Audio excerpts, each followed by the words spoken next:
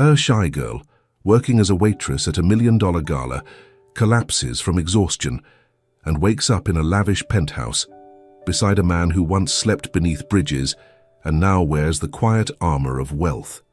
He recognizes her. By a birthmark, she spent her whole life hiding. Sometimes the kindness you gave away, soft, unnoticed, comes back to find you, and when it does, it saves you in the gentlest way. The ballroom shimmered with the glow of 100 chandeliers, casting soft light over the velvet hush of jazz floating beneath the vaulted ceiling. It spilled gently through the room, brushing against glittering evening gowns and the delicate clink of crystal glasses, like wind chimes stirred by a breeze. Laughter drifted easily from manicured mouths, the sort of sound that belonged to the upper crust, effortless and well-practiced. In the middle of it all, Leora moved slowly, both hands gripping a tray of champagne flutes.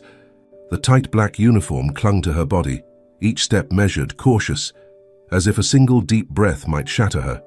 Sweat soaked the collar of her dress.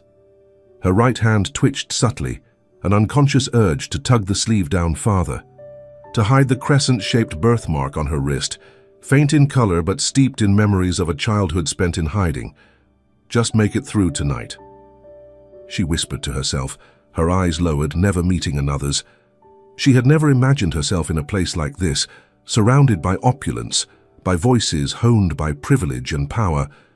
But debts didn't care about dreams. Bills didn't. Pause for shame. And Leora needed this job, even if only for a night. Her hand trembled slightly as she handed off the last flute of champagne to a guest near the stage. He didn't even glance at her. As she turned away, her elbow brushed against the arm of an older woman stepping backward. In that instant, time cracked. The tray tipped. Glasses toppled. Champagne spilled like gold across the marble.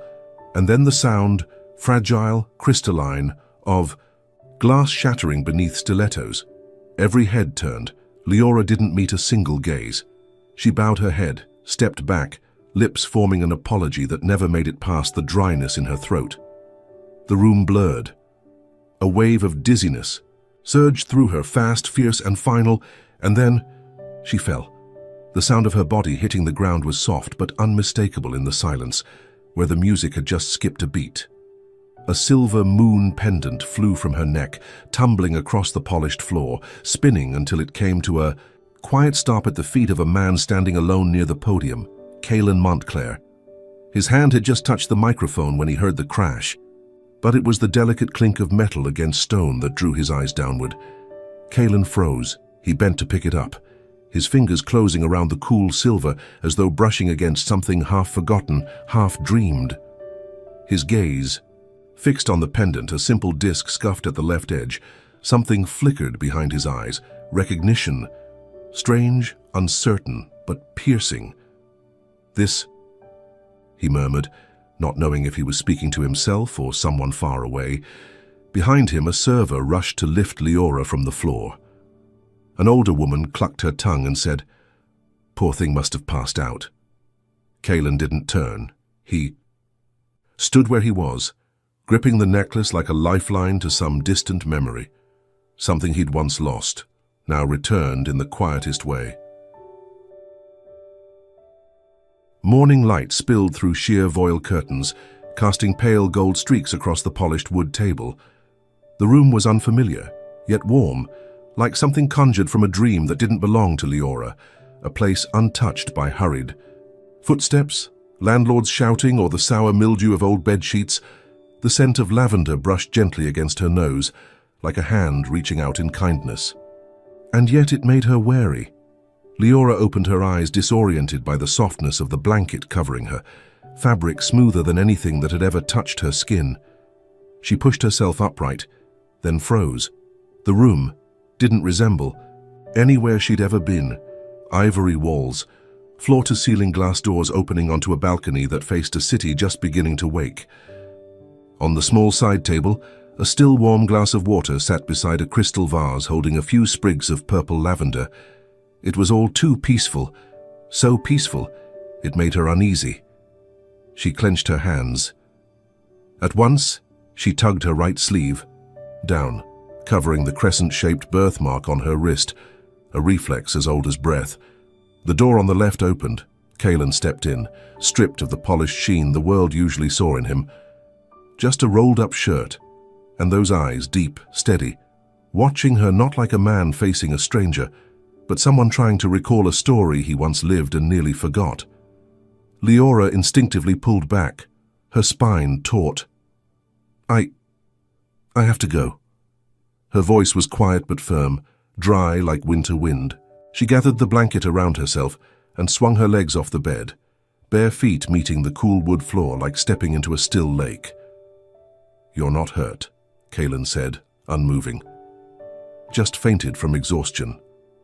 I brought you back, and I don't need anyone's pity," she cut in, her fingers gripping her opposite wrist as though bracing a fragile shell she'd worn for years just to survive. Kaelan nodded, as if he recognized the armor. Had seen it before. He walked to the table, picked up an envelope he'd left there, and placed it at the edge of the bed. "This is the hospital bill.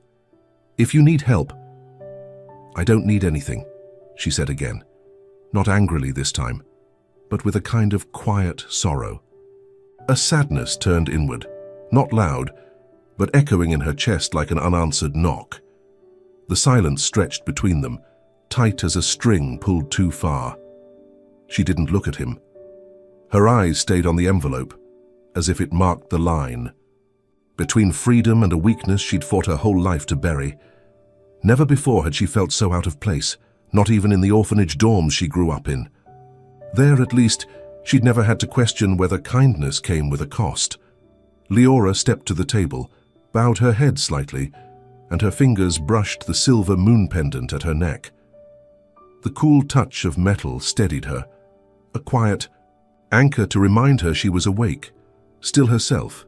She said nothing more, just a small nod, not of gratitude, but of refusal, the kind that turns away an unspoken offer, and then she walked toward the door. It opened. The air was sharp, the light uneven. Kaelan didn't stop her. He only watched, and his gaze landed right where the edge of her sleeve had slipped for a moment, revealing the faint crescent birthmark on her wrist, pale as moonlight on still water. But this time, he didn't ask. He didn't move. He only stood there, silent, as if something had been confirmed within him, something he wasn't yet ready to name. If it were you, waking up in a place of quiet luxury, carrying the weight of old wounds, would you trust kindness or run from it? Tell us what you do in the comments below. Whose side are you on, Leora's or Kaelan's? Leaving the penthouse felt like stepping out of a strange dream, one stitched together from someone else's longing. Leora walked slowly, her steps feather-light, as if afraid of waking something in herself that had begun to stir. The streets were still half asleep, the city drowsy in the early hush. But inside her, everything had snapped back to its old rhythm. The rhythm of days with no one waiting, nothing owed, and nothing left to lose but herself. She passed 2 intersections, her soft shoes soaked through from dew clinging to the pavement. The bus stop on the corner hadn't lit up yet. Moss-covered walls led her back to the boarding house she knew by shape, by scent, musty, tired. The warped iron door on the ground floor still rattled with its worn-out lock. Just as she touched the latch, the landlady's voice came from behind the curtain. "You should pack up, Leora.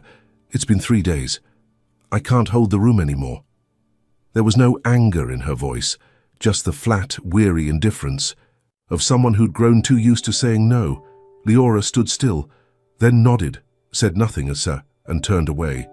The sun had vanished behind a bank of low, ash-grey clouds. Wind slipped down the collar of her coat. At the corner where the sidewalk was slick with moss, she sat down on a low concrete step. The world around her seemed held in suspension, quiet save for the wind humming through a rusted wire fence, a strange, warped tune that sounded like a song no one had written. Her canvas bag slid off her shoulder. A small tear opened at the corner. She didn't notice. Instead, she pulled a white envelope from inside her coat, the one she hadn't meant to open. But now, with nothing else to hold on to, She found she couldn't stop herself from looking at it. Like staring at a door you don't believe in but still hope might open. She tore it open, a hospital bill, and a small folded piece of paper. The words inside were plain, no flattery, no preamble. If you want real work, I always need someone like you, no name, just a phone number. Leora stared at the digits for a long time, didn't read them aloud. But they etched themselves into her eyes, sharp and quiet. She clenched the note and tore it in half. The sound of paper ripping was soft, like a whisper swallowed before it could form. "I don't need anyone," she said, her voice brittle, rasping like dry wind through a broken window. She didn't cry. It had been years since tears came easy, but her hand trembled. Just slightly, so faint it was almost invisible, until she reached to tug her sleeve back up and the crescent-shaped birthmark on her wrist came into view. She looked at it, as if seeing it for the first time, as if it were something foreign that had just appeared, not on her skin, but from a place in her memory long forgotten. Mist began to fall. Light, cold drops, not a downpour, not a storm, just a fine rain, like the tears of someone who had stopped crying long ago. No one stopped beside her. No one asked, no one knew who she was.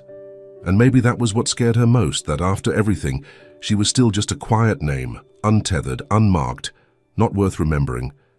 But somewhere inside her, a voice echoed from earlier that, "Morning." Not loud, not clear, just a distant, flickering echo. "I didn't mean to make you uncomfortable. If you need help, I always need someone like you." She leaned her head against the wall and closed her eyes. Not to sleep, just to let the noise inside her stop for a while. Just for a while. The rain hadn't come in a rush, but it was relentless. Each drop, fine as breath, soaked through layers of fabric and settled into the skin, drawing out a cold that was quiet, deep. The city, nearing dusk, had lost its bustle. Sounds grew dull, smudged beneath the steady patter on aging rooftops and streets flecked with trembling reflections. Leora sat alone on a park bench, darkened by time and moss. There was nowhere left to go, no one left to call. The cousin she had once pinned her final hope on had offered nothing but a hesitant, apologetic reply. "I'm struggling too, sweetheart." She didn't feel anger, not disappointment either. Just a sense of being the last page in an unfinished book, one no one bothered to read. Her wet hair clung to her cheeks. Rain stung her eyes, but she didn't blink it away. There were no tears. Hadn't been in a long time. Crying, she'd learned, was a luxury for those who still had hope. And Leora had learned silence instead, the kind that settles in your chest when nothing more can be held. She curled inward. Beneath her thin coat, legs pulled up on the bench, arms wrapped around her knees, as if she might fold into herself, disappear. Her hand slipped down to her right wrist, resting on the crescent-shaped birthmark that had faded over time, but never, not once, in meaning. "Mom would have told me not to be so stubborn," she murmured into the wind and rain, her voice vanishing, like smoke through her fingers. She didn't know how long she stayed there, but then a flicker of lavender on the air. Soft, out of place in the dampness, she lifted her head. A black umbrella eclipsed the sky above her, stopping the rain on her face. Someone stood there, tall, still. The wind tugged at their coat, but the umbrella didn't waver. And those eyes, those deep, knowing eyes, looked at her with a kind of quiet recognition that unsettled her more than anything else. Kalen said nothing at first. He simply held the umbrella above her, as if waiting for something unspoken, to rise or settle. The rain kept falling around them, wrapping them in a sheer curtain that dimmed the world outside. Then his gaze dropped to her right wrist, where the birthmark, pale and trembling with cold, lay exposed. His eyes lingered there, long enough for time to go still in the space between them, and then softly, like the final piece of a dream slipping into place, he said, "That birthmark, it's you." His voice cracked in the rain, gentle and hoarse. "You're the little girl who shared her bread with me under the bridge, aren't you?" Leora's eyes widened. The wind quieted. The cold inside her pulled back, replaced by something stranger. Not fear, not surprise, but a sensation like being reeled backward through time into a memory so old it no longer had edges. A girl of 8, a piece of bread, broken in half. A boy beside her, dirty, shivering, and his eyes quiet, yearning, human, in a city too used to turning away. Those same eyes now stared at her from the face of a grown man in a suit and silence, carrying the same light, the same ache. She didn't answer. She just looked at him, really looked, and in that stillness the rest of the world fell away. The rain, the bench, the park, the city itself blurred to a hush. Only 2 people remained, face to face in the clearing of recognition. No confirmation needed, no proof asked, no more questions. Just one quiet truth standing between them, and everything that would come after. Leora didn't ask where he was taking her, and when he said softly, "Let's go home," she didn't resist, as if they'd done this before, though in truth they had barely looked each other in the eye until now. She sat beside him, in the car, simple, immaculate, not the kind of vehicle that reeked of leather or expensive cologne like she'd imagined from those who lived on the other side. There was only the faint, familiar scent of lavender and silence. When they arrived, she stepped once more into that penthouse, bathed in the same gentle amber light as before. Quiet. Warm. But this time, it didn't feel unfamiliar. Maybe because she was drenched, shivering, and too tired to hold up the walls she'd built for years, she sank onto the long couch by the window, hands clutching at the hem of her shirt, rain still clinging to her hair in soft beads. He offered her a towel. She didn't take it. Her left hand held tight to her right wrist, covering the crescent birthmark as if protecting it from view. But Kaelan saw, and this time, he didn't look away. He sat across from her, not too close, but near enough for her to feel that. In that moment, she wasn't entirely alone. It was a long while before he spoke, only when the rhythm of rain outside had settled into a quiet, steady beat. "I used to think," he began, voice soft as breath, "that if I ever got the chance, I'd find the person who gave me a reason to keep going, even if back then she was just a little girl." Leora didn't look at him, but something in her posture stilled, as if she knew, deep in the marrow of her being, that what came next would change something in her. "That year," he went on, as if telling a story to himself, "I was 9. My mother had died. My father had vanished. I lived under a bridge on the south edge of this city, surviving on what I could steal or beg. No one stopped, no one asked.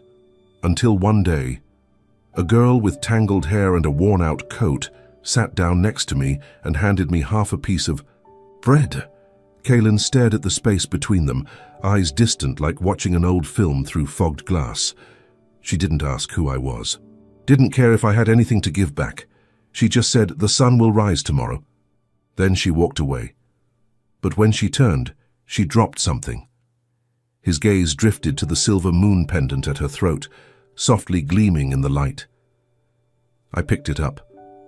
I kept it for 3 years.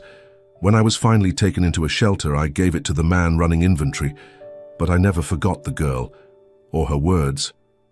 Leora said nothing. Her fingers brushed the pendant, a touch so faint it could have vanished with one breath. "This necklace," she whispered, her voice catching, "was the last thing my mother gave me. I lost it once, I didn't know where I looked everywhere for it." Kaelan nodded.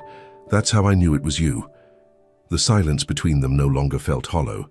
It was a bridge now, spanning years, memories, the ache of 2, souls that had once collided beneath a world too busy to care.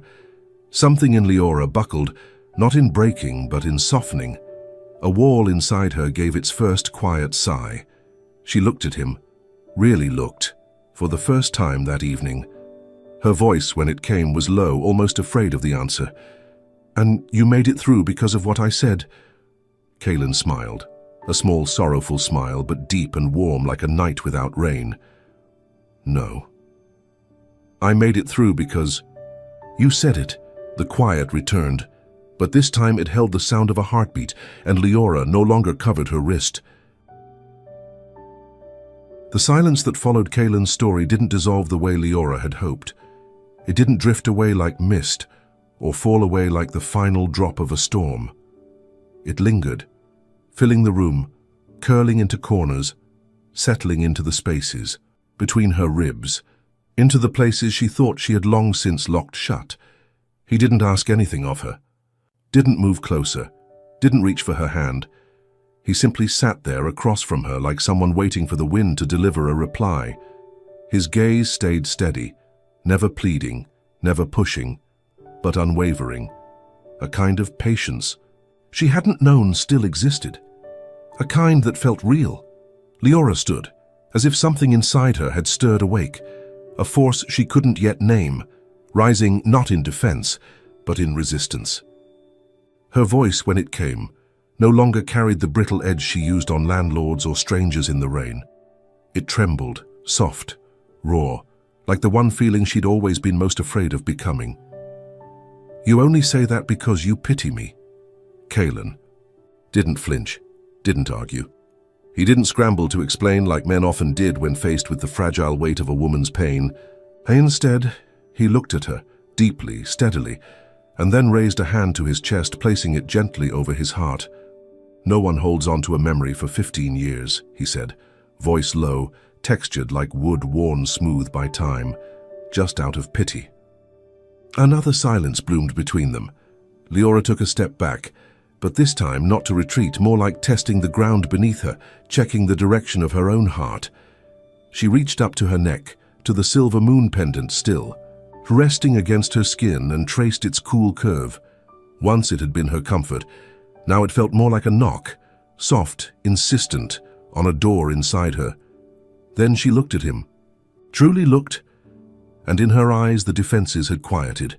The mistrust that had sharpened her voice for so long began to crack, like paint under sun, or ice giving way to the first breath of spring. "I've spent most of my life being unneeded," she said, her voice no louder than rain against glass.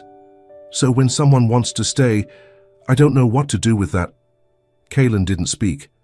He only rose to his feet, stepped slowly toward her, and with great care adjusted the chain at her collarbone, as if fixing a sleeve or smoothing a wrinkle. His fingers never touched her skin, but he stood close enough that she could hear her own heartbeat, not anxious, not entirely trusting. Just alive. She didn't step back, and when his hand dropped, their eyes met again, this time with nothing held back, no debts, no gratitude.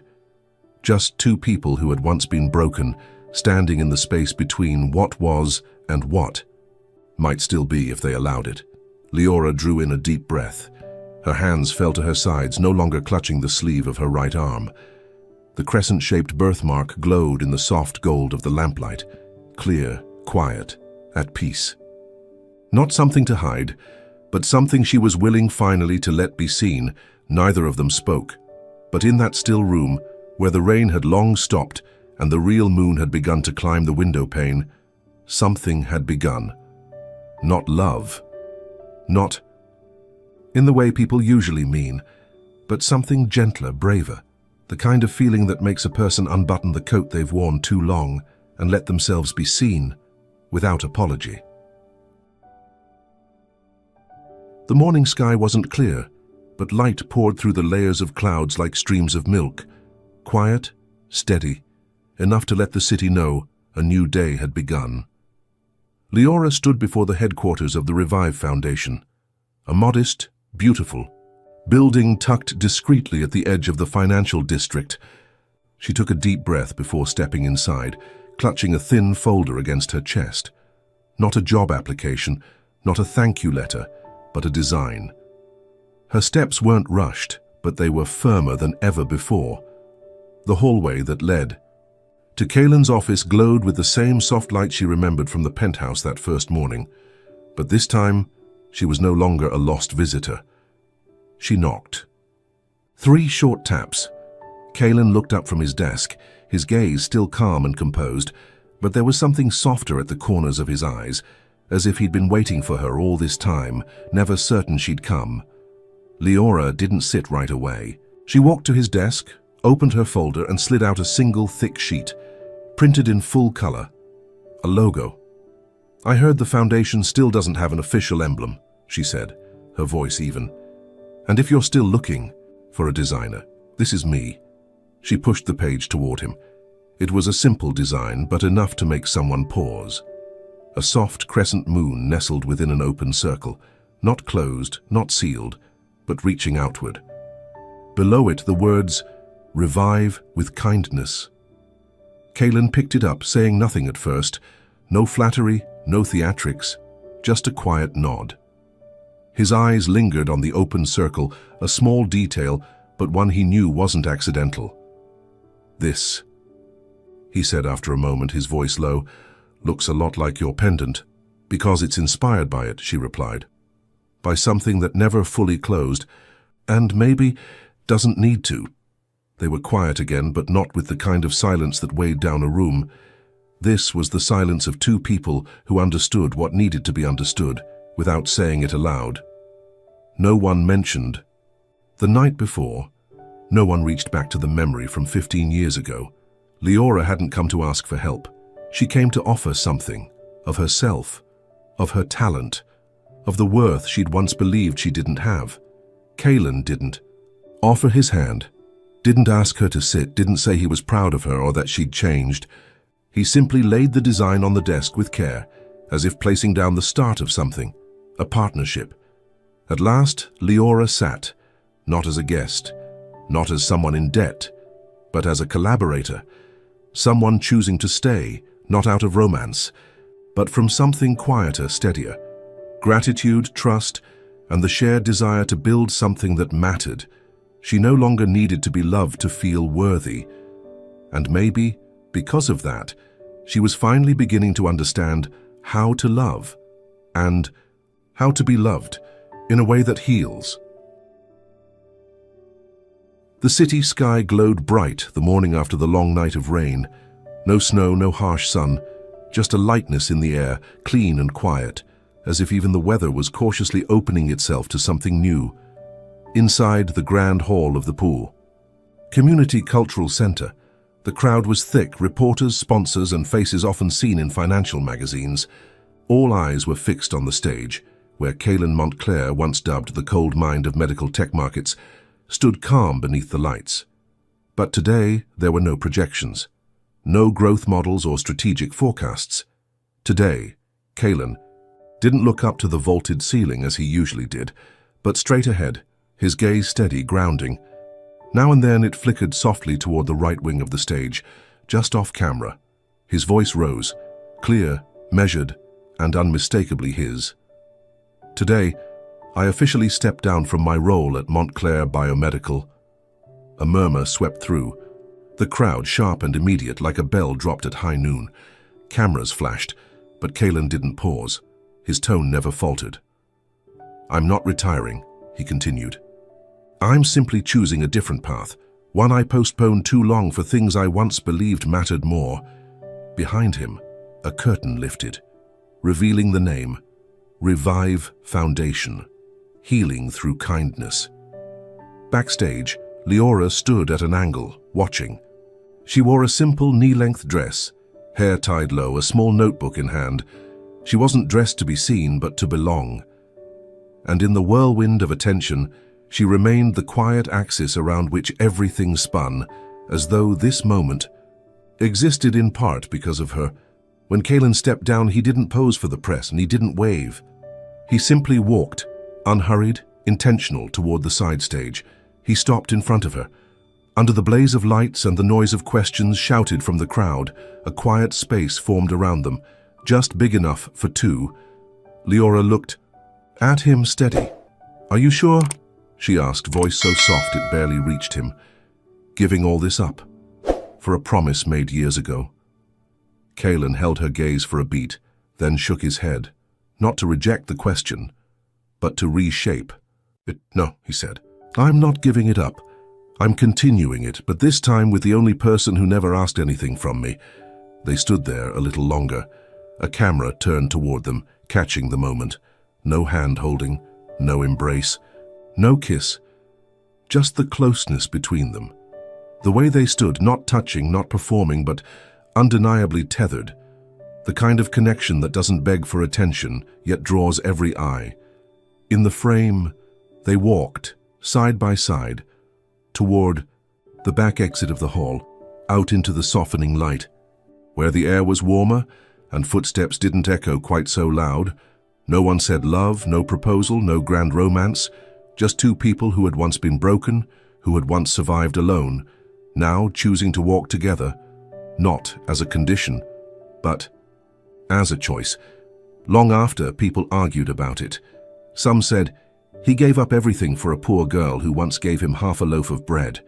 Others said, it wasn't about her. It was about the kindness that saved him, and the moment. He chose to live in service of it.